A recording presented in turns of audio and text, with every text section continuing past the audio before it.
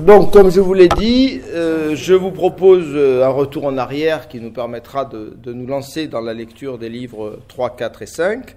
L'objectif principal étant d'assimiler le mieux possible le 5e livre de l'éthique, qui est de loin le plus important, et qui donne son titre, au fond, à l'œuvre. Parce que, je vous l'avais dit l'an dernier dans mon cours d'introduction, au fond, ce titre est un peu surprenant. Pourquoi ce livre s'appelle-t-il l'éthique? Il aurait pu s'appeler De Dieu. C'est un livre, au fond, théologique, d'une certaine manière. Il s'agit de Dieu, il s'agit de la substance ou de la nature. Il aurait pu appeler ça De Natura, comme l'avaient fait les anciens, Lucrèce et quelques autres. Bon. Pourquoi l'éthique, effectivement? Donc le titre peut surprendre et on peut se dire que Spinoza a mal choisi son titre pour un ouvrage aussi métaphysique, pour un ouvrage qui tend à la connaissance, et même à la connaissance suprême, pas seulement à la connaissance de soi, mais à la connaissance de la nature, du monde, de Dieu. Pourquoi l'accent mis sur l'éthique, donc sur la conduite, sur le comportement, etc. Bien. Alors, la réponse est relativement simple, c'est que pour Spinoza, et on le voit dans tous ses écrits, la philosophie n'est pas simplement une aventure intellectuelle, une recherche intellectuelle, elle est une recherche de la sagesse et elle vise ce qu'il appellera, de ce très beau mot, la béatitude.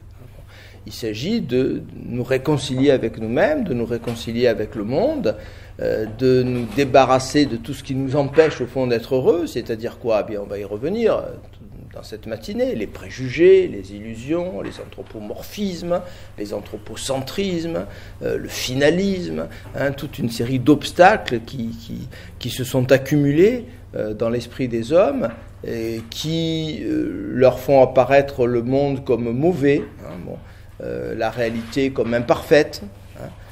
Donc toute une théorie du jugement qui est essentielle, on va la retrouver dans ces livres 3 et 4, cette théorie du jugement, elle est l'une des grandes découvertes au fond de Spinoza.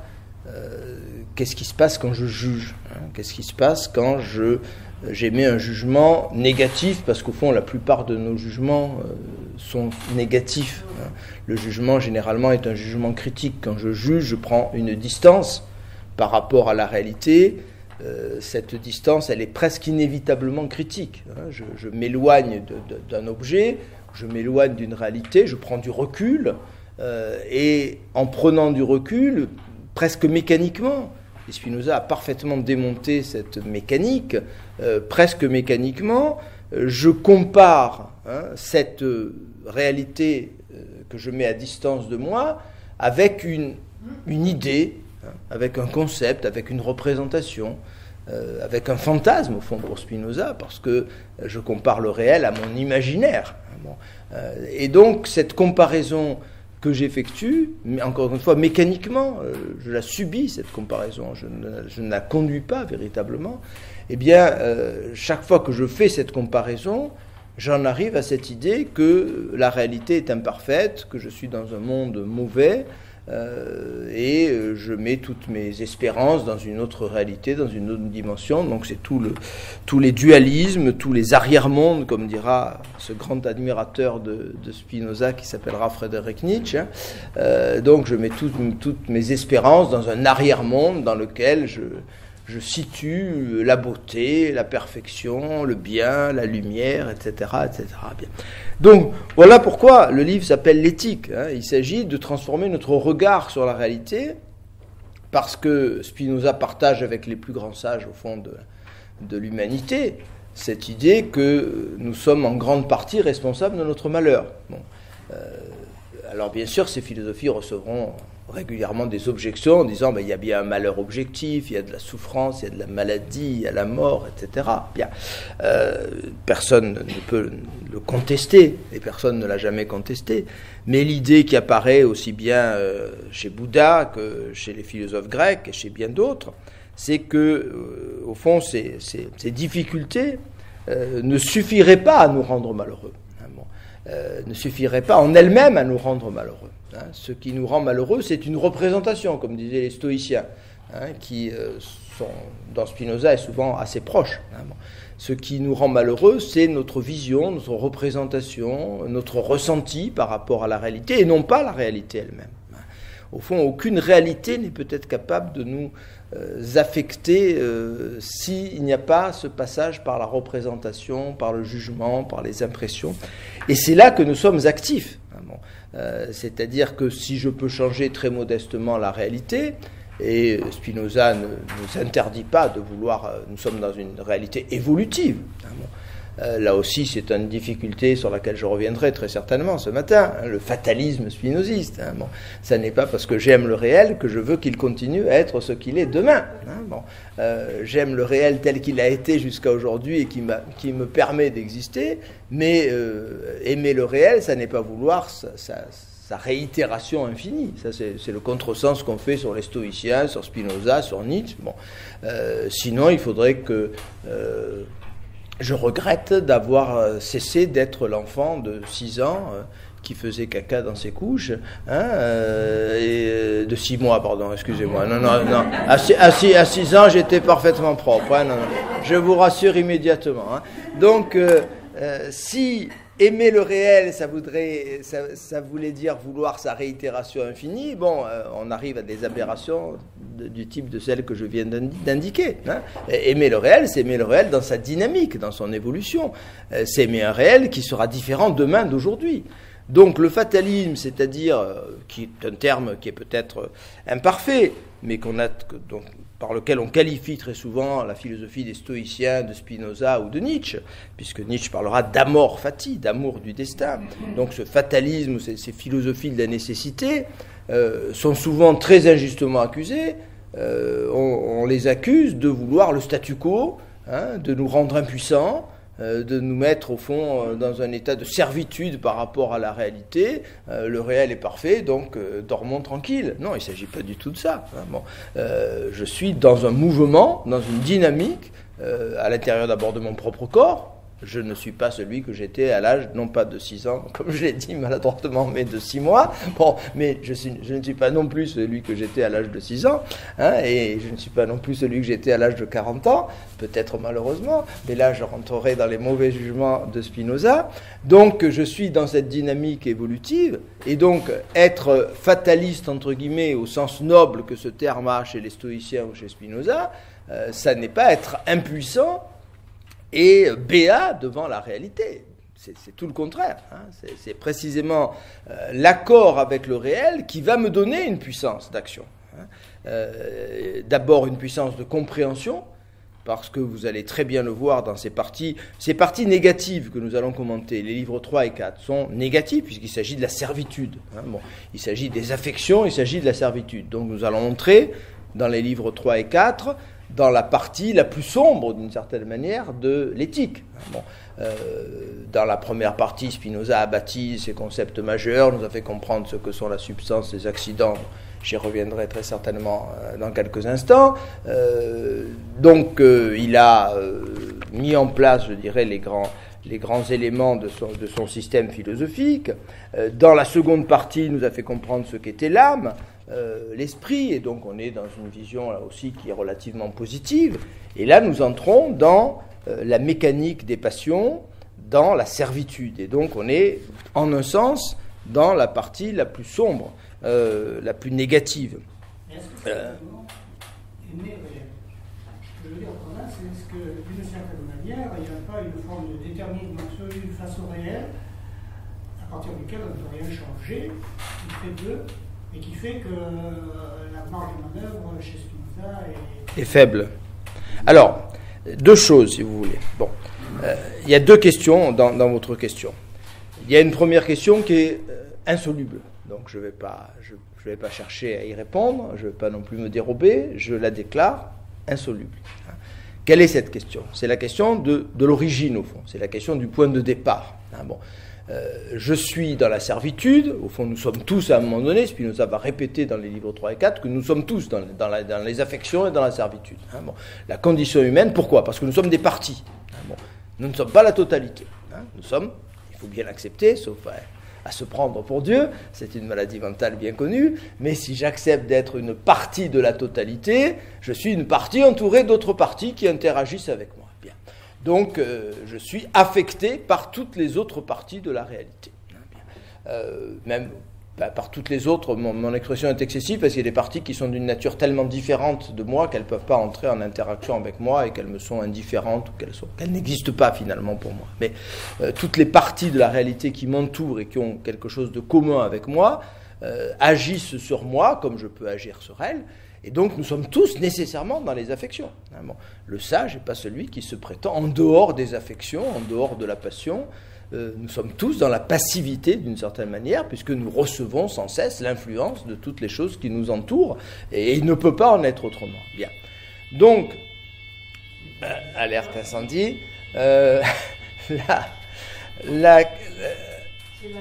Oui, ça y ressemble. Oui. Oui. Faut peut-être se renseigner, oui. Peut-être aller voir. Je vais interrompre. Voilà. Donc je disais que là, dans votre question, il y a une première dimension qui nous renvoie à une question insoluble, mais dans toutes les philosophies. C'est une question qu'on trouve également on trouve des remarques intéressantes dans certains textes du bouddhisme à ce sujet. Bon, je m'exprime le plus simplement possible. Nous sommes dans la passivité, nous sommes dans la servitude. Et nous avons l'idée que nous sommes dans un système de nécessité où rien n'arrive par hasard, et où tout est lié, où tout s'enchaîne suivant des lois immuables, etc. La question est donc la suivante. Qu'est-ce qui déclenche en moi, qui suis dans la passivité, le désir de sortir ? Donc, comme je vous l'ai dit, je vous propose un retour en arrière qui nous permettra de nous lancer dans la lecture des livres 3, 4 et 5. L'objectif principal étant d'assimiler le mieux possible le 5e livre de l'éthique, qui est de loin le plus important, et qui donne son titre au fond à l'œuvre. Parce que, je vous l'avais dit l'an dernier dans mon cours d'introduction, au fond ce titre est un peu surprenant. Pourquoi ce livre s'appelle-t-il l'éthique ? Il aurait pu s'appeler De Dieu. C'est un livre au fond théologique d'une certaine manière. Il s'agit de Dieu, il s'agit de la substance ou de la nature. Il aurait pu appeler ça De Natura, comme l'avaient fait les anciens, Lucrèce et quelques autres. Bon, pourquoi l'éthique, effectivement ? Donc le titre peut surprendre et on peut se dire que Spinoza a mal choisi son titre pour un ouvrage aussi métaphysique, pour un ouvrage qui tend à la connaissance et même à la connaissance suprême. Pas seulement à la connaissance de soi, mais à la connaissance de la nature, du monde, de Dieu. Pourquoi l'accent mis sur l'éthique, donc sur la conduite, sur le comportement, etc. Bien. Alors, la réponse est relativement simple, c'est que pour Spinoza, et on le voit dans tous ses écrits, la philosophie n'est pas simplement une aventure intellectuelle, une recherche intellectuelle, elle est une recherche de la sagesse et elle vise ce qu'il appellera, de ce très beau mot, la béatitude. Il s'agit de nous réconcilier avec nous-mêmes, de nous réconcilier avec le monde, de nous débarrasser de tout ce qui nous empêche au fond d'être heureux, c'est-à-dire quoi ? Bien, on va y revenir dans cette matinée, les préjugés, les illusions, les anthropomorphismes, les anthropocentrismes, le finalisme, toute une série d'obstacles qui se sont accumulés dans l'esprit des hommes et qui leur font apparaître le monde comme mauvais, la réalité comme imparfaite. Donc toute une théorie du jugement qui est essentielle, on va la retrouver dans ces livres 3 et 4, cette théorie du jugement, elle est l'une des grandes découverte au fond de Spinoza. Qu'est-ce qui se passe quand je juge ? Qu'est-ce qui se passe quand j'émets un jugement négatif ? Parce qu'au fond, la plupart de nos jugements sont négatifs. Le jugement, généralement, est un jugement critique. Quand je juge, je prends une distance par rapport à la réalité. Cette distance, elle est presque inévitablement critique. Je m'éloigne d'un objet, je m'éloigne d'une réalité, je prends du recul. Et en prenant du recul, presque mécaniquement, et Spinoza a parfaitement démonté cette mécanique, presque mécaniquement, je compare cette réalité que je mets à distance de moi avec une idée, avec un concept, avec une représentation, avec un fantasme au fond pour Spinoza, parce que je compare le réel à mon imaginaire. Et donc cette comparaison que j'effectue, mais encore une fois mécaniquement, je la subis cette comparaison, je ne la conduis pas véritablement, eh bien chaque fois que je fais cette comparaison, j'en arrive à cette idée que la réalité est imparfaite, que je suis dans un monde mauvais, et je mets toutes mes espérances dans une autre réalité, dans une autre dimension. Donc c'est tous les dualismes, tous les arrière-mondes, comme dira ce grand admirateur de Spinoza qui s'appellera Friedrich Nietzsche. Donc je mets toutes mes espérances dans un arrière-monde dans lequel je situe la beauté, la perfection, le bien, la lumière, etc., etc. Bien. Donc, voilà pourquoi le livre s'appelle l'éthique. Il s'agit de transformer notre regard sur la réalité, parce que Spinoza partage avec les plus grands sages, au fond, de l'humanité, cette idée que nous sommes en grande partie responsables de notre malheur. Bon. Alors, bien sûr, ces philosophies recevront régulièrement des objections en disant il y a bien un malheur objectif, il y a de la souffrance, il y a de la maladie, il y a la mort, etc. Bien, personne ne peut le contester, et personne ne l'a jamais contesté, mais l'idée qui apparaît aussi bien chez Bouddha que chez les philosophes grecs et chez bien d'autres, c'est que, au fond, ces difficultés ne suffiraient pas à nous rendre malheureux, ne suffiraient pas en elles-mêmes à nous rendre malheureux.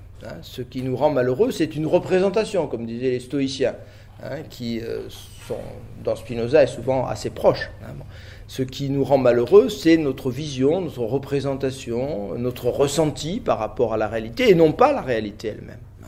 Au fond, aucune réalité n'est peut-être capable de nous affecter s'il n'y a pas ce passage par la représentation, par le jugement, par les impressions. Et c'est là que nous sommes actifs. C'est-à-dire que si je peux changer très modestement la réalité, et Spinoza ne nous interdit pas de vouloir, nous sommes dans une réalité évolutive. Là aussi, c'est une difficulté sur laquelle je reviendrai très certainement ce matin, le fatalisme spinoziste. Ça n'est pas parce que j'aime le réel que je veux qu'il continue à être ce qu'il est demain. J'aime le réel tel qu'il a été jusqu'à aujourd'hui et qui me permet d'exister, mais aimer le réel, ça n'est pas vouloir sa réitération infinie. Ça, c'est le contresens qu'on fait sur les stoïciens, sur Spinoza, sur Nietzsche. Sinon, il faudrait que... je regrette d'avoir cessé d'être l'enfant de 6 ans qui faisait caca dans ses couches, et de 6 mois, pardon, excusez-moi. Non. À 6 ans, j'étais parfaitement propre. Non. Je vous rassure immédiatement.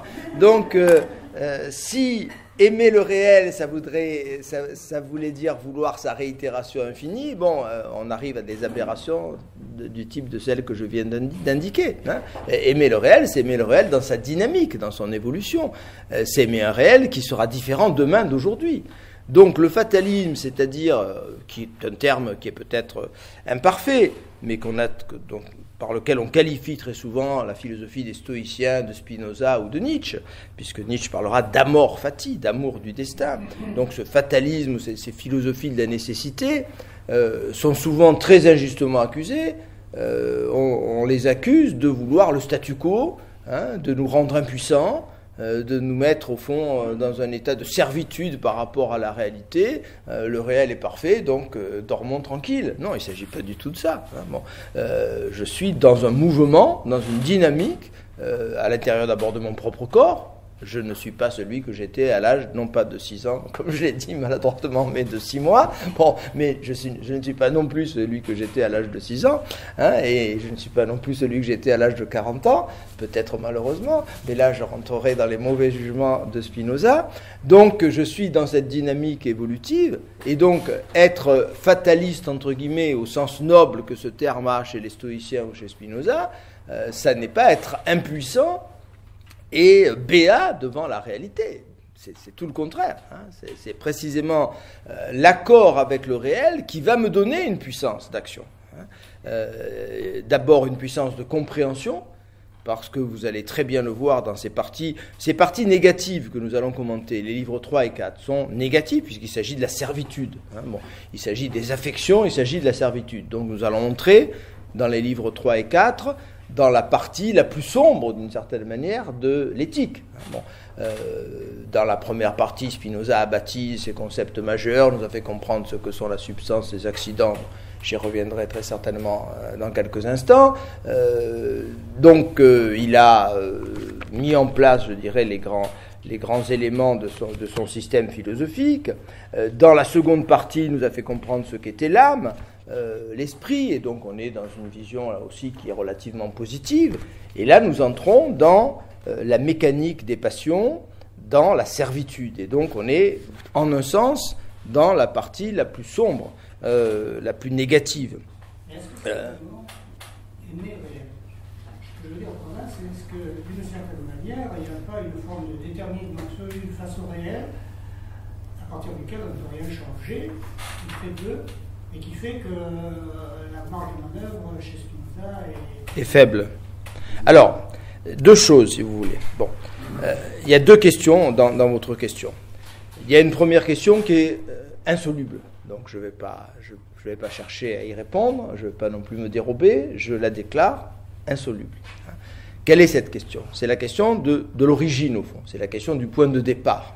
Bon, je suis dans la servitude, au fond nous sommes tous à un moment donné, Spinoza va répéter dans les livres 3 et 4 que nous sommes tous dans les affections et dans la servitude. Bon, la condition humaine, pourquoi? Parce que nous sommes des parties.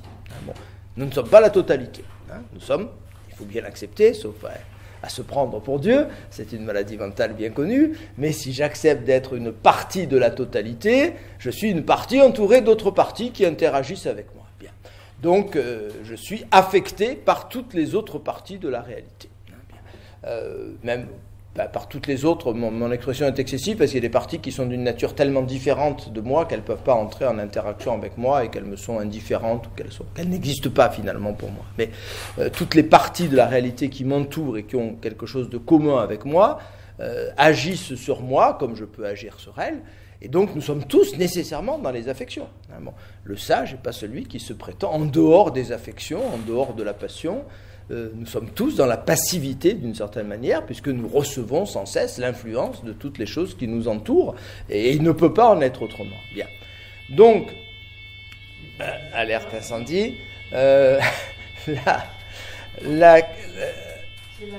oui, ça y ressemble. Oui, oui. Faut peut-être se renseigner, oui. Peut-être aller voir. Je vais interrompre. Voilà. Donc je disais que là, dans votre question, il y a une première dimension qui nous renvoie à une question insoluble, mais dans toutes les philosophies.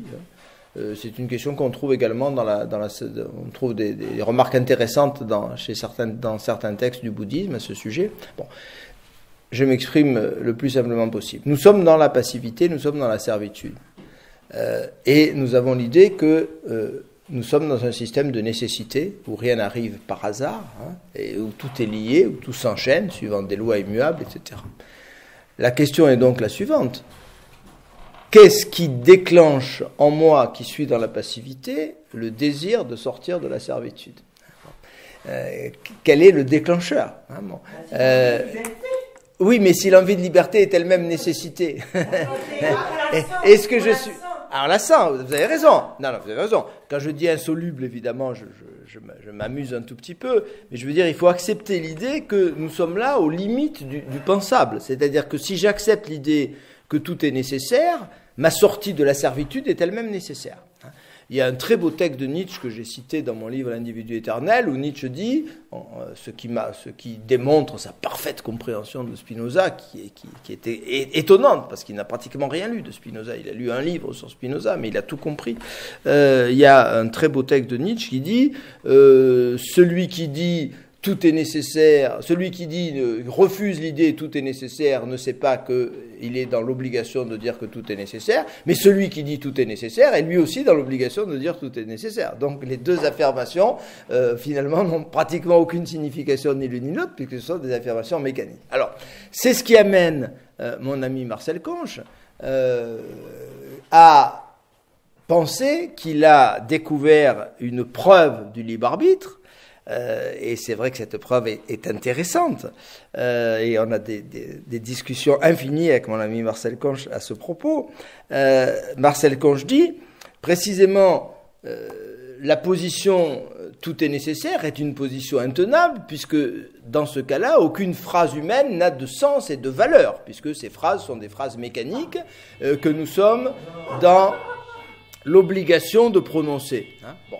Donc, pour que les phrases humaines aient un sens, pour que nos dialogues aient un sens, hein, bon, pour que nous nous écoutions les uns les autres quand nous ouvrons la bouche, hein, bon, nous sommes obligés de nous prêter les uns les autres en libre arbitre. Hein, bon. Et Marcel Conche, je prends l'exemple du perroquet. Hein, vous rentrez chez un ami, un jour de pluie, Coco dit « il pleut, il pleut, il pleut hein, ». Est-ce que le perroquet dit la vérité hein, si je prends la définition classique de la vérité, oui, il dit la vérité. Hein, ça, ce qu'il dit correspond à ce qu'on peut regarder par la fenêtre. Hein, adéquatio rei et intellectus, disaient les médiévaux, hein, l'adéquation de la chose et de l'intelligence. Bon. Bon. Merci monsieur, merci beaucoup. Donc si je prends les définitions classiques de la vérité, on va dire oui, Coco dit la vérité, puisque sa phrase correspond à la réalité. Mais le lendemain, je vais revenir dans le même immeuble, je vais rentrer chez mon ami, le soleil resplendit dans le ciel, et Coco dira il pleut, il pleut. Est-ce qu'il ment? Non, il ment pas davantage qu'il n'a dit la vérité. Autrement dit, ces phrases n'ont aucune signification, hein, ce sont des réflexes, ce sont des conditionnements, par rapport auquel on ne peut estimer le contenu de vérité ou d'erreur de la formule. Donc, pour que nos phrases aient un sens et pour que nous puissions dialoguer, il faut supposer que nous ayons cette capacité extraordinaire, au moins sur le plan du jugement. C'est ça qui est très étonnant chez Marcel Conche, c'est le seul philosophe qui a essayé de situer la liberté non pas sur le plan de l'action, mais sur le plan de l'intelligence et sur le plan du langage. Alors bien sûr, ensuite, ça découle sur l'action et sur la pratique. Mais l'idée de Marcel Conche, c'est qu'il apporte une démonstration de la liberté qui vaut ce qu'elle vaut, bien entendu. Il a reçu des réfutations et nous continuons à dialoguer à ce sujet. Mais c'est vrai que son raisonnement est très, très puissant. Bon, pourquoi écoutez-vous la personne qui vous parle ? Alors que vous n'écoutez pas le perroquet. Bon, vous écoutez la personne qui vous parle parce que vous supposez que sa parole est libre, bon, exprime quelque chose d'original, hein, qu'elle tient à vous communiquer, qu'elle pourrait ne pas vous dire. Bon, la possibilité du mensonge est évidemment considérable. Le perroquet ne peut pas mentir, moi je peux mentir. Bon. Chacun de nous, hein, nous sommes capax veritatis et capables il emploie cette formule latine. Et pourquoi sommes-nous capax veritatis? Parce que nous sommes capables de mensonge. Bon. La vérité ne peut exister qu'en relation avec le mensonge. Hein. Je peux dire la vérité parce que je peux aussi mentir. Bon. Si je ne pouvais pas mentir, je ne dirais pas la vérité. J'émettrais des formules mécaniques. Donc, c'est par ce choix, au fond. La liberté est un choix. Hein, bon. Donc je choisis à un moment donné de dire ce que je pense, ou bien de ne pas le dire, ou bien de dire le contraire de ce que je pense, et nous nous écoutons les uns les autres, parce que nous pensons que, le plus souvent, et heureusement, Kant est passé par là, nous disons la vérité, sinon on ne s'écouterait pas, et sinon on serait dans un monde fou complètement. Bon. Donc seule la vérité est universalisable, comme disait le grand Kant, donc nous écoutons les uns les autres parce que généralement nous sommes dans l'authenticité et nous exprimons ce que nous pensons véritablement, et c'est ce qui permet l'échange, c'est ce qui permet le dialogue. Donc l'idée de Marcel Conche, c'est que le dialogue entre les hommes est la preuve de la liberté. Bon. Alors, est-ce que c'est une réfutation de Spinoza ? Attendez, je vais jusqu'au bout, hein, pour répondre. Est-ce que c'est une réfutation de Spinoza ? J'en suis pas tout à fait convaincu. Hein, bon. Est-ce qu'au fond Spinoza aurait refusé cette once de liberté qui est précisément ce déclic qui, devant la réalité, me permet, c'est peut-être la définition de l'entendement, et on retrouverait presque la définition de l'entendement ou de la pensée adéquate chez Spinoza. Devant une même réalité, l'un aura une pensée adéquate et l'autre une pensée inadéquate. C'est-à-dire que l'un aura une perception qui lui permettra de comprendre ce qui est en train de se passer et de se comprendre lui-même, et l'autre non. Et donc la question se pose encore une fois, qu'est-ce qui fait cette différence entre les hommes ? Vous avez une très belle lettre que je vous ai citée plusieurs fois parce qu'elle est magnifique, qui est la lettre 19 ou 21, enfin elles sont très proches les deux, je vous les ai souvent citées, je vous avais distribuées il y a quelques années, qui sont vraiment des lettres sublimes. Et Spinoza termine l'une de ces deux lettres, je crois que c'est la 21 ou la 19, peu importe, de la façon suivante. Quelle est la différence entre le sage et le fou, dit-il? Quelle est la différence entre le sage et le fou?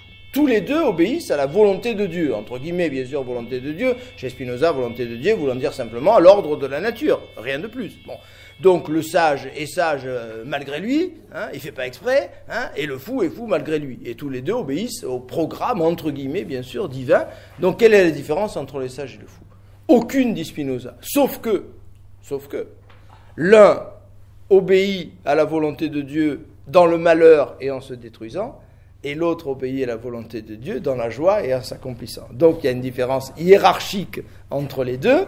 Tous les deux, évidemment, font partie de la nature. C'est comme je demandais quelle est la différence entre l'antilope et la lionne qui lui saute à la gorge et qui lui broie les cervicales. Eh ben, il y a une différence hiérarchique, il y a une différence de puissance. Toutes les deux sont dans l'ordre de la nature. Mais dire que tout est nécessaire ne nous interdit en aucune façon, et ça c'est un point que Nietzsche a parfaitement compris, de hiérarchiser le réel. Tout est nécessaire ne veut pas dire que tout est égal. Il faut qu'une porte soit ouverte ou fermée. Ah oui, mais tout est nécessaire ne veut pas dire que tout est égal. Je viens de publier sur un site qui s'appelle Trop Libre, je vous en avais parlé je crois l'an dernier, c'est un site qui a été créé par la Fondation pour l'innovation politique. C'est une émanation de Sciences Po Paris, du directeur de Sciences Po Paris. Je fais des comptes rendus de lecture. Non, pardon, c'est pas ce site dont je parle. Le site dont je vous parle, c'est parce que là aussi j'interviens. C'est un site qui s'appelle iPhilo. iPhilo, I comme Internet, hein, je vous en avais parlé. C'est un site qui a été créé par les étudiants de Sciences Po Paris. Et donc, tous les mois ou tous les 2 mois, j'écris un petit. Je suis un des contributeurs, on est 10. Avec des contributeurs beaucoup plus célèbres que moi, comme Luc Ferry ou quelques autres. Bon. Donc, j'ai publié, pas plus tard que lundi, et je vous y renvoie, et vous me donnerez votre avis, ça m'intéresse beaucoup, un petit texte qui s'appelle « Du droit de préférer ». Du droit de préférer. Est-ce que j'ai le droit de préférer? Ben aujourd'hui, on se demande si on a le droit de préférer. Et d'affirmer ma préférence. En disant « je préfère le christianisme à l'islam ». Est-ce que je porte atteinte à qui que ce soit en disant cela? Est-ce que je porte atteinte au droit des humains, à la dignité de l'homme? Non, en aucune façon. Bon, donc le droit de préférer, c'est pas le droit. J'affirme pas la supériorité ontologique de X par rapport à Y. Je dis simplement, je préfère, et je dis, et je cite Spinoza. Une société libre est une société dans laquelle non seulement j'ai le droit de préférer, mais j'ai le droit d'exprimer ma préférence. Comme dit Spinoza à la fin du traité de théologie politique, si on me donne le droit de penser ce que je veux en m'interdisant d'exprimer la pensée qui est la mienne, je suis dans une tyrannie. Je ne suis pas dans une société libre. Bon. Le droit d'exprimer sa pensée est un droit fondamental, inséparable du droit de... Que serait le droit de penser s'il n'y avait pas le droit d'exprimer? Voilà. Donc, oui, c'est Voltaire qui dit ça, entre autres. Bon. Donc, je vous renvoie à ce petit texte que vous pouvez lire, vous me donnerez votre avis. Donc, voilà, ça, c'est la première réponse que je vous ferai. C'est le déclencheur. Bon. Il faut... le plus fortement qui gagne. Oui, ça c'est un deuxième aspect du débat. Vous avez tout à fait raison. Après, il y a le problème, effectivement, des rapports de force dans l'expression. Il ne faut pas être naïf à ce sujet, vous avez parfaitement raison de le rappeler. Mais moi, je me situe un peu en deçà dans le problème d'aujourd'hui de la pensée dominante et du fait qu'il y a des choses qu'aujourd'hui qu'on n'ose plus affirmer. On se sent gêné de dire qu'on préfère ceci plutôt que cela, qu'on préfère Bach à la musique de rap. Eh bien non, il ne faut pas être gêné. On a le droit. Ah oui, non, mais c'est un vrai problème de démocratie. Hein, bon. L'évaluation de la réalité pour chacun et de la liberté qu'on a de l'évaluer, elle est très... Il faut qu'elle soit en adéquation avec le milieu dans lequel on vit. C'est ça aussi, bien entendu. Bien entendu. C'est pour ça que quelquefois le droit de l'individu ne correspond pas, par exemple, au droit à la société. Tout à fait. Bien entendu. Bien entendu. Mais alors ça, on verra ça chez Spinoza dans le livre 4. Il y a des très beaux passages là-dessus. J'étais en train de les lire pas plus tard qu'hier sur le fait que est-ce que j'accentue ou je diminue ma liberté en tant qu'être de raison, en rentrant en société avec d'autres êtres de raison. La réponse de Spinoza est catégorique. J'accentue ma puissance. Là, il est très proche de Hobbes.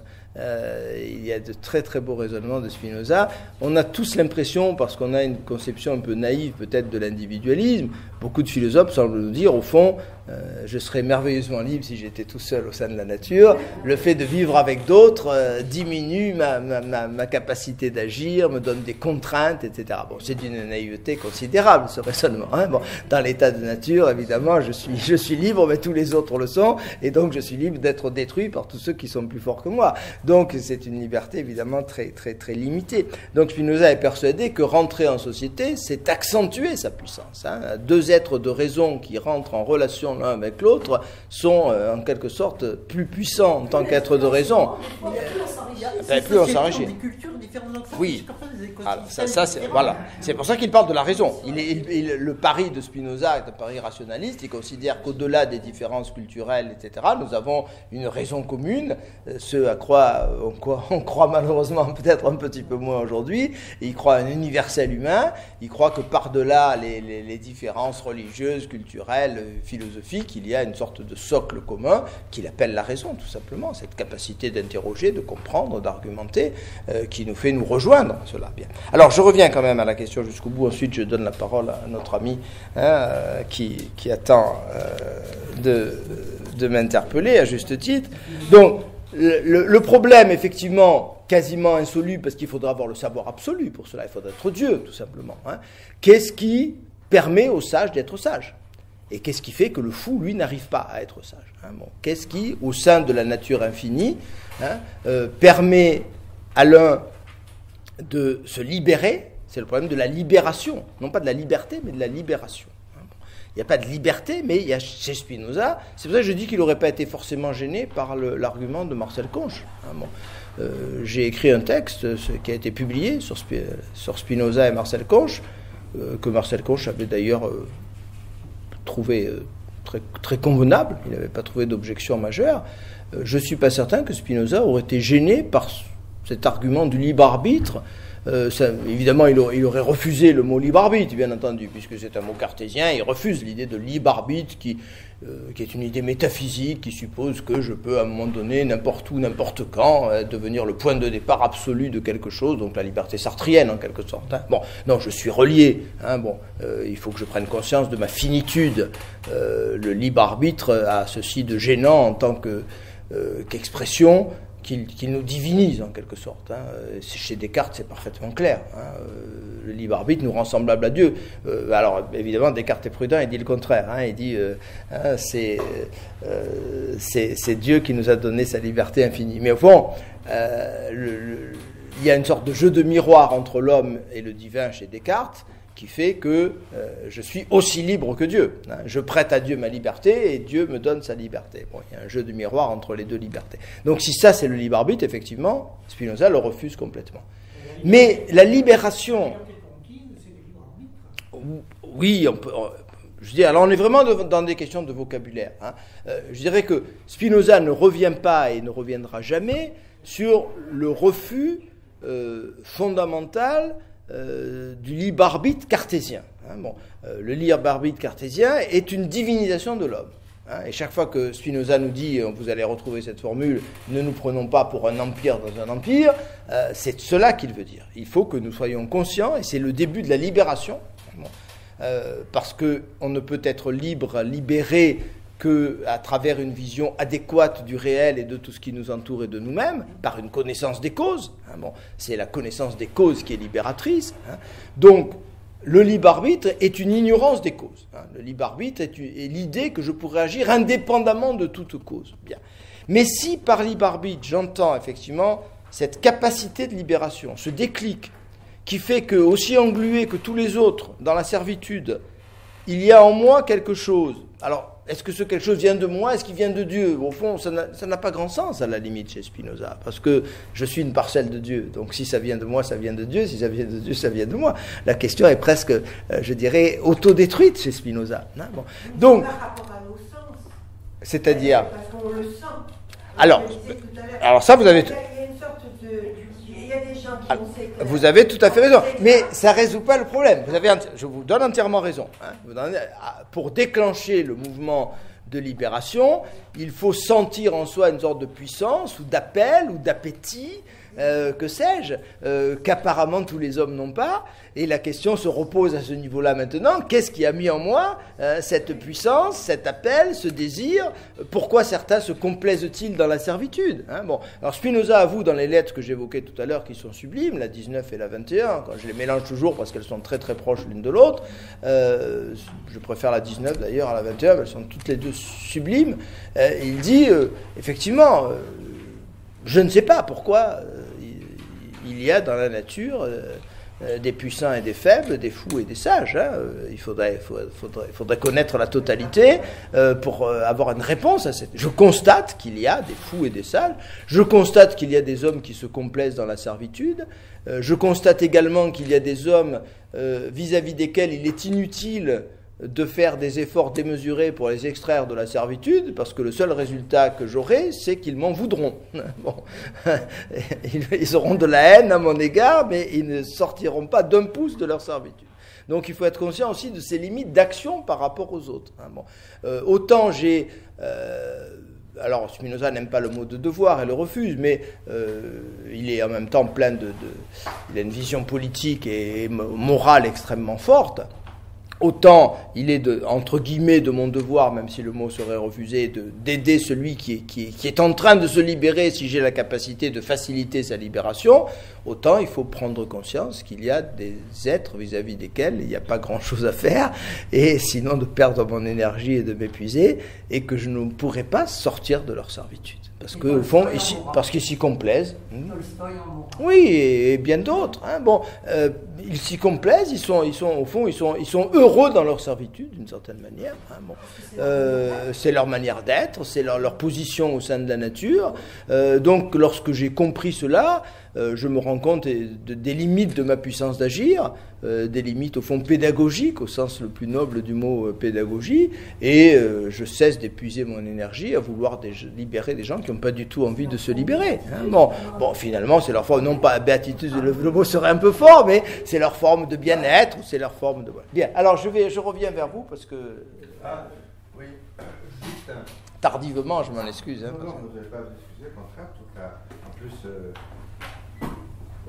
ça apporte, enfin, bon, chaque phrase, chaque énergie. Oui, éclaire un peu le débat. Je pensais dans la pseudo-démonstration Marcel Conche, oui. De libre arbitre, et souvent quand les gens, pour démontrer, ça n'a de sens que si. Oui. Donc, ça prouve juste que on remonte d'un cran. Oui. C'est-à-dire, on remonte d'un cran. Ça n'a de sens que si. Tout à fait. Quand on dit c'est tellement stupide si. qu'il faut faire ça. D'accord. Soit, mais ça veut dire qu'on remonte d'un cran. Et on remonte d'un cran, peut-être dans la question totalement insoluble, c'est la question du sens.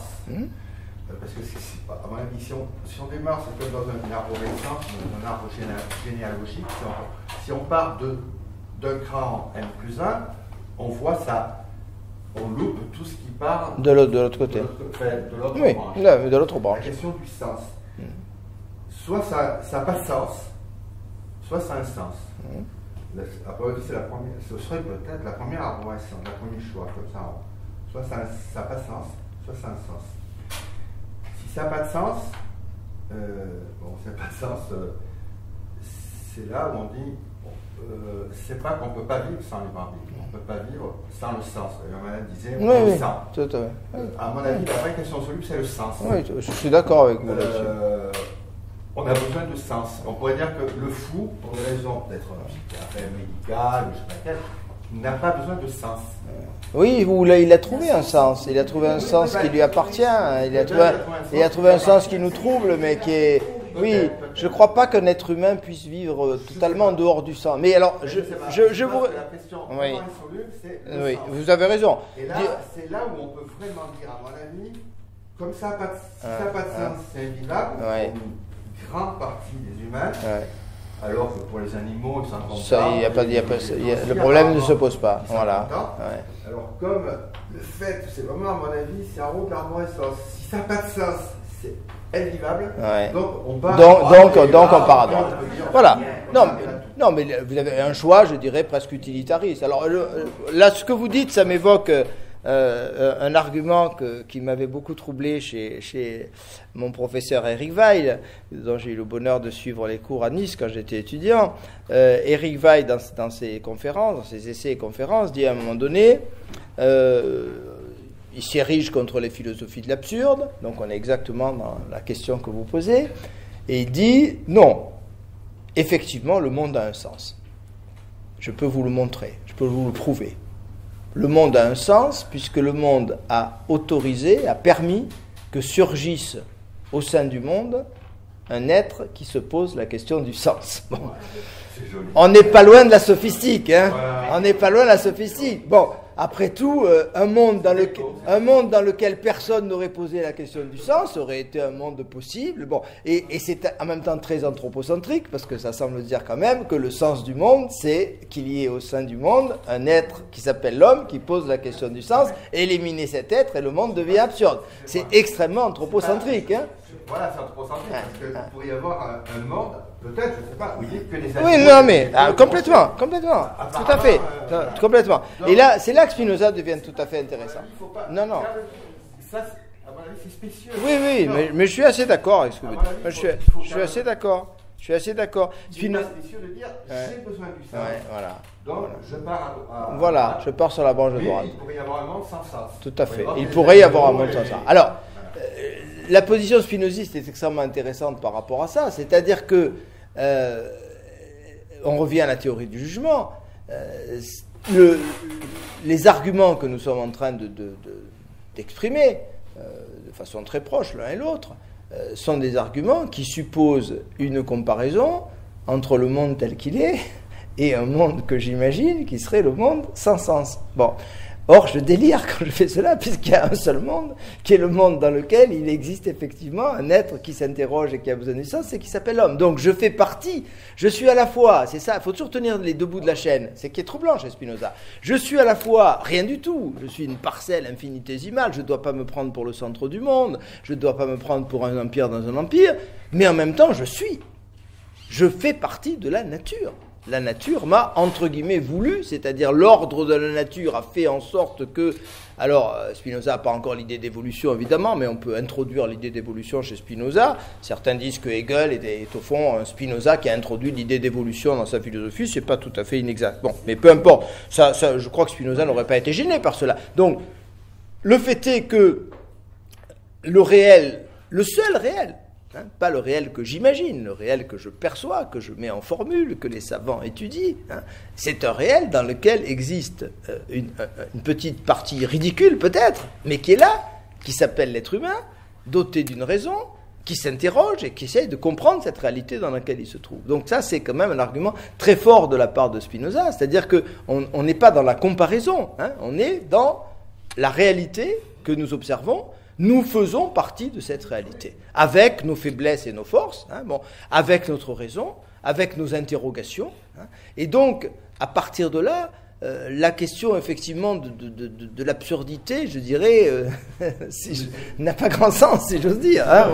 On peut l'évacuer, parce que nous sommes dans un monde de sens. Nous sommes dans un monde de sens parce que la nature a permis... à l'être humain, et peut-être à d'autres êtres intelligents, après tout, Spinoza est très conscient de l'infinité de la nature. Nous sommes dans un monde où l'intelligence est apparue. On n'est pas loin de ce que certains ont appelé le principe anthropique au XXe siècle, l'astronomie. Le fait est qu'un être qui interroge le monde existe. C'est un fait. Voilà. Et là, c'est un fait, et on a besoin de faits en philosophie. C'est un fait irréfutable. Bon, est-ce que ça suffit à donner un sens ? Ça, c'est...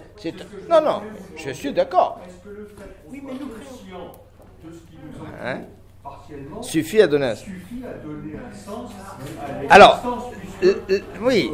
Le phénomène de conscience, c'est un phénomène très complexe, mais qui surgit comme ça. Ça n'est pas pour cela que chercher un sens. Voilà. Je suis alors. Non, mais merci de vos réactions. Alors, Eric Weil a énoncé le jugement que j'ai énoncé tout à l'heure, Spinoza aurait été en total désaccord. Ça n'est pas le fait que dans le monde, il y a un être qui est l'homme qui cherche à répondre à la question du sens qui donne un sens au monde. Non, ça c'est pas du tout ce que je voulais dire. Mais ce que j'ai voulu dire simplement, en essayant d'être fidèle à Spinoza, c'est que évitons de comparer le réel. C'est ce que nous faisons quand nous essayons, un petit peu comme on l'a fait tout à l'heure, tous les deux, hein, nous essayons de comparer un monde dans lequel il y a un être qui pose la question du sens, et puis un monde dans lequel l'homme ne serait jamais apparu, la conscience ne serait jamais apparue, un monde tout à fait possible, hein, dans lequel personne ne s'interroge, etc. Bon, donc, mais ce second monde, je l'invente, de toutes pièces. Ce second monde, il n'existe pas. Le seul monde qui existe, c'est un monde dans lequel il y a l'être humain qui interroge l'univers et essaye de comprendre cet univers. Bon, et donc, c'est pas cet être-là qui donne le sens, mais le fait qu'il y ait cet être qui pose la question du sens montre que nous sommes dans un univers, je dirais, qui a une grande part de rationalité d'une certaine manière, parce qu'au fond, la raison nous déborde très largement. Hein. C'est pour ça qu'il faut préférer au fond le terme de raison au terme de conscience. La conscience, je vous rejoins complètement, un bon psychiatre que vous êtes, c'est tortueux, c'est complexe, c'est indéfinissable.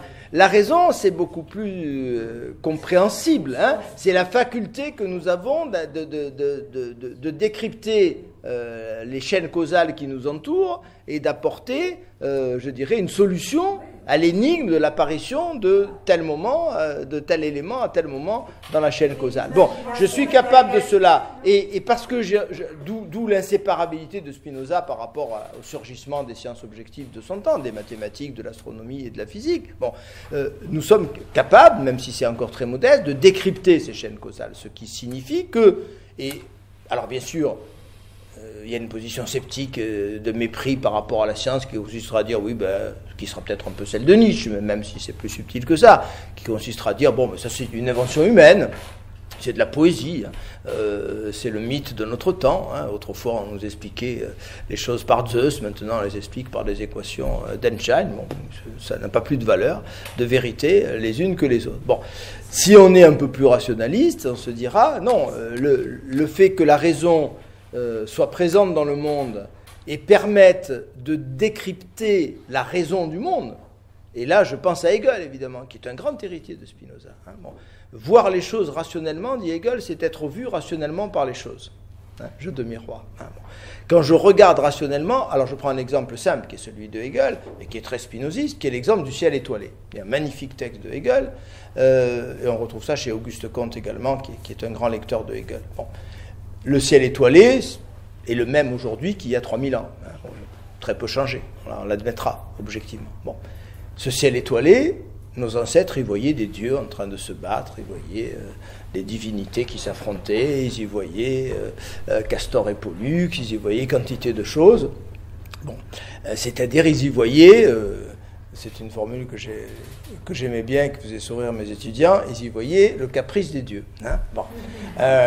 Et puis la science est apparue, et ce même ciel étoilé, hein, bon, il nous est apparu comme un monde de force gravitationnelle qu'on peut mettre en formule. Les dieux ont complètement disparu. Hein, ça a provoqué d'ailleurs une dépoétisation de la nature que regrettera un désenchantement du monde, comme dira le grand Max Weber au début du XXe siècle. Ça, c'est la conséquence peut-être dommageable, mais il n'empêche que ce même ciel étoilé qui nous apparaissait confus, le lieu de bataille incompréhensible pour nous entre des superpuissances, il nous apparaît aujourd'hui comme un monde que notre physique, notre astrophysique parvient à comprendre, à expliquer, à prévoir, prévision des éclipses, etc. Bon, donc, vous voyez, Hegel insiste beaucoup sur cet exemple qui est très spinoziste, hein, qui montre la libération par l'intelligence. Hein. Je croyais être dans un monde livré aux caprices de puissance incompréhensibles par moi, eh bien, grâce au travail de ma raison, grâce au travail de mon intelligence, j'ai réussi à voir qu'il y a tout autre chose dans ce ciel étoilé que ce que mes ancêtres croyaient percevoir. Il y a un monde que je peux mettre en formule, que je peux mathématiser. Donc, évidemment, la mathématisation, on retrouve ici, évidemment, les grandes formules d'Einstein aussi sur la mathématisation, avec une différence évidemment importante entre Einstein et Spinoza, c'est que Einstein, dans une magnifique formule, parce qu'il a un sens génial des formules, dit Vous connaissez sûrement cette phrase, la seule chose qui restera à jamais incompréhensible, c'est que le monde soit compréhensible. Bon. Je peux tout comprendre, sauf que je peux comprendre. Pourquoi le monde peut-il, accepte-t-il? Alors, ça c'est Einstein. Ça c'est Einstein. Bon, alors, soit on va dans le sens effectivement nietzschéen de la projection, en disant, bon, effectivement, je projette mes structures mentales dans le réel, donc c'est pas étonnant que je mathématique. Alors ça c'est la réponse de Kant, c'est le relativisme kantien. Le monde, c'est le phénomène. Comme je crée le phénomène, il n'est pas du tout bizarre que je comprenne le phénomène, j'en suis le créateur. Bon. Voilà, donc c'est pas l'objet, c'est pas un objet. Un objet, je ne le comprendrai pas, mais comme ce n'est pas un objet, c'est le phénomène, il est parfaitement... Bon, ça, c'est la position, effectivement, kantienne. Bon, mais on est dans un relativisme qu'on retrouvera chez Nietzsche, qui est le disciple parfait de Kant, et c'est trop souvent oublié par les commentateurs. C'est vraiment le grand disciple de Kant, c'est Nietzsche, là, ce sujet-là. Personne ne le dit suffisamment fort. Bon. Et puis, de l'autre côté, vous avez la tradition rationaliste d'un Spinoza ou d'un Hegel, qui considère que nous sommes capables de parvenir à un savoir objectif, c'est-à-dire que ce réel que je mets en formule, j'en suis pas le créateur, c'est une réalité objective indépendante de moi, c'est le pari cartésien, et c'est là qu'au fond, Spinoza ne cesse de rendre hommage à Descartes. Bon, Descartes, je le disais hier, j'ai fait une conférence à l'UTL de Toulon, sur Michel Henry, dont je vous avais parlé il y a quelques années, donc j'ai parlé de Descartes, et j'en avais parlé déjà en novembre. Descartes a ceci de troublant qu'il est... je faisais un cours à mes cagneux régulièrement qui s'appelait « Les deux visages du rationalisme cartésien ».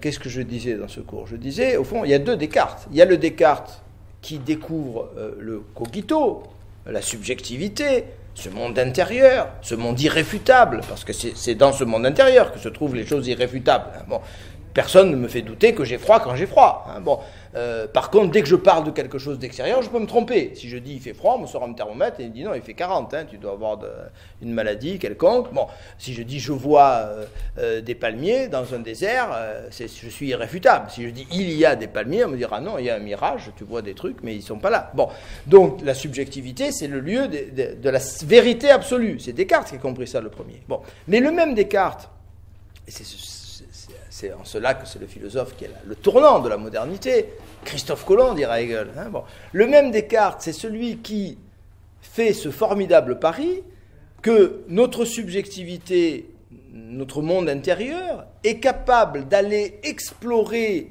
la réalité objective qui n'est pas du tout la réalité phénoménale. C'est là que le débat est infini entre Descartes et Kant. Bon. Il est infini, ce débat. Bon. Descartes est d'accord avec Kant pour dire le rouge que je vois, c'est moi qui le crée. Mais la vibration et la longueur d'onde, c'est pas moi qui la crée. Voilà. Donc il y a une réalité objective. Certains vont jusqu'à nier cela, mais si j'admets cela, je me retrouve d'une certaine manière dans le camp de Descartes et pas celui de Kant. Il y a une réalité objective.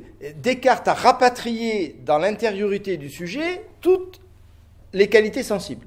Effectivement, les couleurs ne sont pas dehors, elles sont en moi. Les sons ne sont pas dehors. Même la sonnerie des pompiers, que vous avez l'alarme que vous avez entendue tout à l'heure, vous ne l'avez pas entendue dehors. Vous l'avez entendue dans votre boîte crânienne et dans votre corps. Elle était à l'intérieur de vous-même. Bon.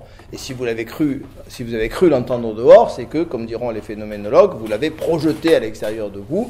Vous avez attribué une réalité extérieure correspondant à votre sentiment. Mais votre sentiment, c'était un sentiment vécu et intérieur. Bon. Tout ce que nous vivons, nous le vivons au niveau des qualités de notre vécu, les couleurs, les sons, les émotions, tout ça, c'est le monde intérieur, c'est le monde subjectif. C'est ça la grande découverte de Descartes. Bon. Mais ce sujet, il n'est pas enfermé en lui-même. Il a cette prodigieuse capacité d'aller explorer une réalité qui est totalement différente de la réalité sensible. Et c'est ça qui nous trouble depuis 4 siècles. Quel est le point commun entre une longueur d'onde et une couleur? Bien malin celui qui le découvrira. Moi, je ne l'ai pas découvert. Aucun physicien n'est capable de nous répondre à cette question. Bon. Pourquoi 5 millions de vibrations par seconde? C'est quelque chose que je perçois comme du rouge. Bon. Alors que la vache le perçoit comme du gris, etc. Bon. Et les daltoniens encore autrement. Bon. Eh bien, il n'y a pas de réponse, évidemment. Bon. Donc, le pari que fait Descartes, et qui est le même pari, évidemment, que fait Spinoza, D'où effectivement leur conception de la raison qui est extrêmement puissante.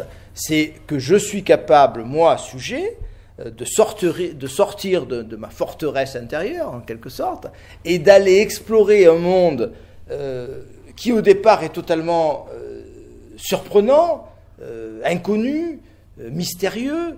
Ce monde fait de... Alors, le langage spinoziste est un langage mathématique, géométrique, comme celui de Descartes, un monde fait de points, de droites, bon, mais peu importe, ce sont des métaphores, tout ça. Hein, bon.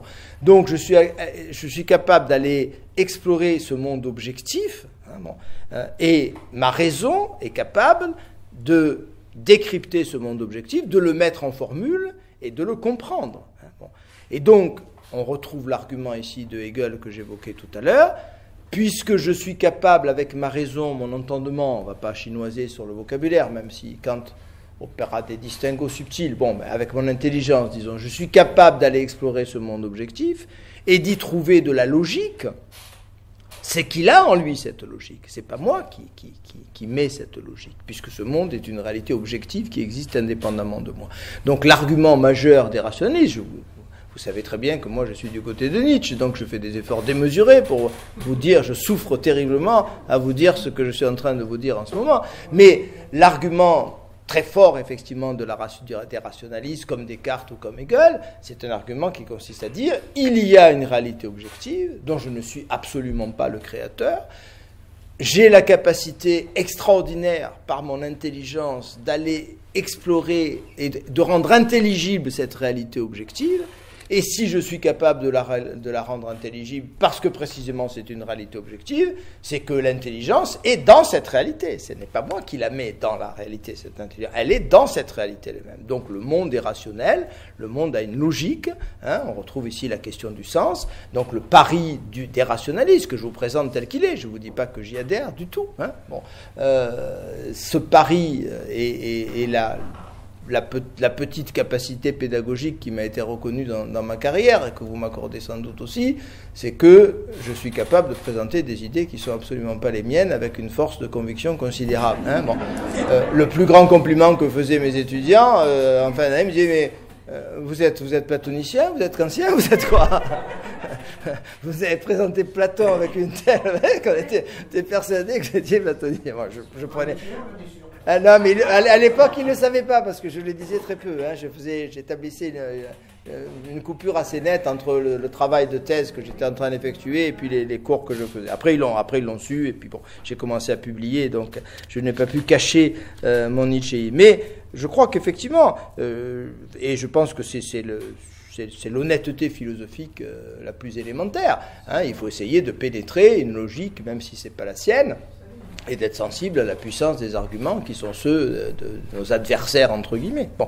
Donc voilà, je crois que là, on est devant quelque chose de très très important, hein, qui est l'idée que, oui, j'arrive à vous. La logique, les mathématiques que nous arrivons à utiliser pour comprendre cette réalité objective, qui est la substance, et là Spinoza opère ce distinguo très subtil entre la substance et puis les modes de la substance. Hein, bon.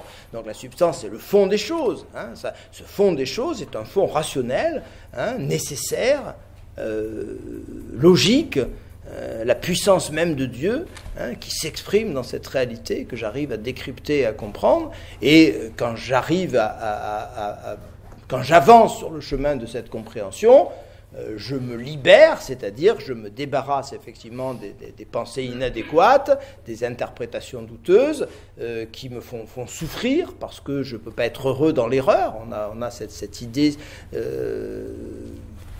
en même temps parfois nuancée chez Spinoza, puisque je disais tout à l'heure, le fou, il faut peut-être le laisser dans sa folie. Spinoza va jusqu'à dire, si un jour vous rentrez dans une chambre et que vous voyez quelqu'un en train de se pendre, surtout ne le dérangez pas. Alors c'est un texte qui a fait polémique, qui a été jugé scandaleux, mais il n'a peut-être pas totalement tort. Hein, bon, il n'a peut-être pas totalement. Je vous écoute. Comme je n'arrive pas du tout à comprendre pourquoi on a tendance à associer la logique, la causalité, tout ça au sens de la vie, j'arrive pas du tout à comprendre ça. Je me dis qu'en fait, si les gens disent qu'il y a un sens à la vie, majoritairement ils le pensent. Ouais. Est-ce que c'est pas une façon de se rassurer? Parce que les gens ne se sentent pas comme ça jetés dans la vie tout seul, ouais. sans boussole, sans rien. Voilà. À ce moment-là, là vous rejoindriez un petit peu ce que disait notre ami tout à l'heure. Oui. On se voilà. de savoir si c'est vrai ou pas. Oui, on a besoin de se construire un système d'explication. Voilà. Bon. Alors, très intéressant ce que vous dites. Bien entendu, c'est une hypothèse qu'on ne peut pas écarter ex abrupto. Est-ce que notre besoin de sens ne nous amène pas à construire des systèmes explicatifs? Et au fond, on serait dans une vision presque utilitariste à la Stuart Mill. Hein. Bon, la vérité, c'est ce qui me convient et ce qui me réussit. Hein. Et une idée est vraie à partir du moment où elle m'aide à mieux vivre. Bon, critère utilitariste de la vérité qui est loin d'être négligeable. On connaît peu en France ce courant très, très développé dans le monde anglo-saxon. On a un certain mépris vis-à-vis de l'utilitarisme. Il est loin d'être ridicule, l'utilitarisme. Hein. Ça veut dire l'idée, effectivement, que nous construisons des systèmes explicatifs. Et le bon système explicatif, c'est celui qui me rend heureux, qui me donne satisfaction, qui me donne l'impression que je comprends ce qui se passe. C'est bien. Alors, que répondre par rapport à ça? On est dans le pari rationaliste, bien entendu, avec Spinoza. Donc l'idée est la suivante. L'idée, c'est que si j'arrive à décrypter, et c'est ce que commencent à faire, modestement sans doute, mais les savants de son temps, les Galilée, les astronomes, les physiciens, si je commence à comprendre ces chaînes causales qui sont la raison, au fond la raison profonde des observations ou de la sensibilité des phénomènes sensibles que j'observe. Hein, bon, je prends un exemple tout simple, c'est celui de Descartes. Hein, je plonge un bâton dans l'eau, je le vois courbé, hein, tout en sachant bien qu'il n'est pas cassé pour autant et qu'il est rectiligne. Bon, la science va me permettre de comprendre pourquoi, effectivement. Donc, souvent, on s'arrête à mi-chemin dans cet exemple de Descartes. Bon, on en voit une preuve de l'illusion, mais au fond, c'est pas une illusion. Ce qui serait anormal, c'est que je vois le bâton droit dans l'eau. Hein, bon. Ça défierait les lois de l'optique. Les lois de l'optique sont telles que je vois nécessairement le bâton courbé. Hein, bon. Alors vous avez un très beau texte de Spinoza qu'on verra la semaine prochaine ou dans 3 semaines sur le soleil. Bon, je vois le soleil gros comme une pièce de, je sais pas, en euros, on va dire combien, de 2 euros, allez, à l'horizon. Bon, est-ce que c'est une erreur? C'est pas une erreur du tout. Hein. Bon, ce qui serait une erreur, c'est de croire que le soleil a la dimension d'une pièce de 2 euros. Mais que je vois le soleil de cette dimension-là, c'est absolument nécessaire. C'est nécessaire suivant les lois de l'optique, suivant les lois de la physique, suivant la constitution de mon corps. Ce qui serait surprenant et fou, c'est que je vois le soleil dans sa taille réelle. Hein. Bon. Donc vous voyez ce qu'on appelle l'illusion, c'est très intéressant. Et là, Spinoza est très remarquable sur ce domaine-là. Mais Descartes l'était déjà, il répète très souvent Descartes sur ce plan-là. Au fond, l'illusion, pourquoi l'illusion survit-elle à sa dénonciation? Hein? Bon, l'erreur ne survit pas à sa dénonciation. Hein? Si vous pensez que 7 x 5, c'est l'exemple que j'ai pris dans mon petit texte sur la préférence, si je pense que 7 x 5, ça fait 30, et qu'on me démontre effectivement que ça fait 35, je me suis débarrassé de mon erreur. J'y reviendrai pas, normalement, ou alors en cas d'Alzheimer. Hein? Bon. Mais l'illusion... Je sais que le soleil n'a pas la taille du soleil que je vois dans le ciel, mais je continue à le voir. Je sais que la Terre tourne, mais c'est le soleil que je vois se lever et se coucher. Donc l'illusion survit à cette dénonciation. Pourquoi l'illusion survit-elle à cette dénonciation? Pour une raison simple, parce que l'illusion n'est pas une erreur. Parce que l'illusion est vraie. Parce que l'illusion est, je dirais, la représentation, la perception illusoire est fonction de lois nécessaires, qui est que le réel étant ce qu'il est, les lois de ce réel étant ce qu'elles sont, je ne peux pas voir les choses autrement que de la façon dont je les vois. Donc il y a une logique et une nécessité. Mais alors où est la libération? Elle est justement dans le fait de m'interdire de passer de l'observation dans la nécessité qui est la sienne, à l'affirmation ontologique. Bon. C'est-à-dire que si effectivement je me dis que le soleil est grand comme une pièce de 2 euros, si je me dis que le bâton dans l'eau est courbé, j'ai un discours inadéquat, hein, à ce moment-là je me trompe, l'erreur apparaît à ce moment-là. Hein. L'erreur, elle est dans la projection ontologique de mon illusion, hein, dans la transformation de mon illusion en réalité indépendante de moi. C'est là qu'apparaît l'erreur. Et pourquoi cette erreur est-elle dommageable? Parce que j'ai besoin, pour bien vivre dans le monde, d'avoir des représentations justes. correspondant à la réalité objective, et que au fur et à mesure, et c'est particulièrement vrai en ce qui concerne mon corps, donc toute l'importance de la thématique du corps qui va séduire Nietzsche aussi, bien comprendre ce qui se passe dans son corps, par exemple au niveau des émotions, au niveau des passions, c'est sortir justement de la passivité.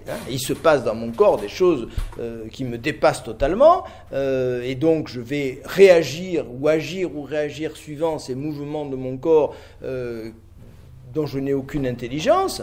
Si je progresse dans la compréhension objective de ce qui se passe à l'intérieur de mon corps, c'est ça la libération, je percevrai les choses différemment, j'aurai une bonne interprétation de ce qui m'arrive, et je pourrai prendre des décisions qui s'enracineront dans une réalité et non pas dans une perception illusoire. Autrement dit, tant que je suis dans l'illusion et dans l'erreur, il n'y a pas de chemin possible vers la libération. La libération commence avec une perception exacte de ce qui se passe à l'intérieur de mon corps. Le bonheur, pour Spinoza, je n'ai pas lu, le bonheur pour Spinoza, ce serait donc finalement de décrypter toutes les réalités, si vous voulez, mathématiques, etc., comme on décrypte un hiéroglyphe, parce qu'à ce moment-là, on connaîtrait les causes, les effets, etc. Donc on serait dans une béatitude. Parce qu'on saurait que le soleil, en fait, si on le verrait directement dans sa tête, enfin dans son intelligence, comme ce qui doit être, quand on saura exactement la dimension qui va être formulée par la science, et on acceptera de le voir comme une petite pièce. Donc on n'aura pas de décalage entre, si vous voulez, les hésitations qu'on a, le non-sens. Ouais. On regarde dans la nature. Tout aura un sens à partir de ce moment-là. On sera peut-être dans la béatitude totale en disant, ben voilà, c'est comme c'est. Alors, vous résumez fort bien. Non, c'est un très bon résumé que vous venez de faire.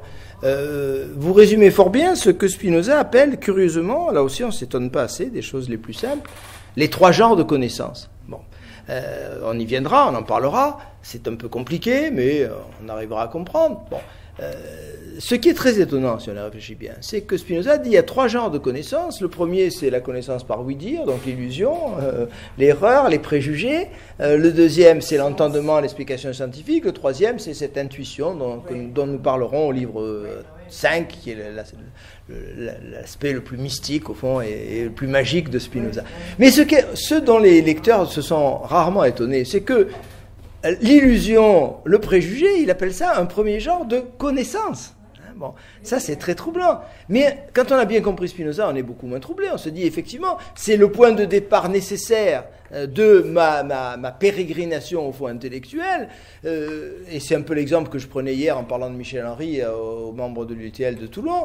Je disais, bon, si une humanité de non-voyants n'aurait jamais bâti une théorie physique des couleurs.